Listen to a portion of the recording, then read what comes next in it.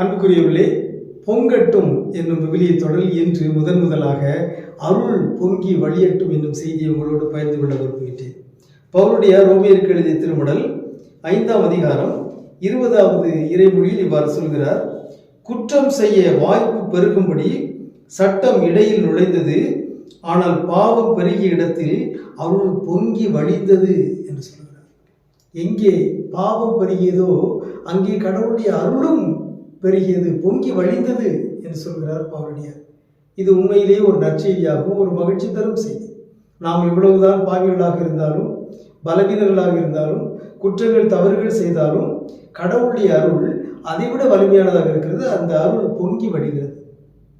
எனவே நாம் இறைவனின் இரக்கத்தை பெறுவோமாக, இறைவனின் அருளை நாடுவோமாக. நம்முடைய தவறுகளை, குற்றங்களை ஒப்புக்கொண்டு ஆண்டவரிடம் மன்னிப்பு கோருகின்ற பொழுது அவருடைய அருள் நம்முடைய உள்ளங்களில் பொங்கி வழிகின்றது. நாமும் பிறர் மீது பரிவு கொள்வோமாக. உங்களுக்கு அமைதி உரித்தாக. பொங்கலோ பொங்கல் எங்கும் முழங்கிட புதிய வாழ்வு புலர்ந்தது. மங்களம் தங்கிட இறை மகன் வரும்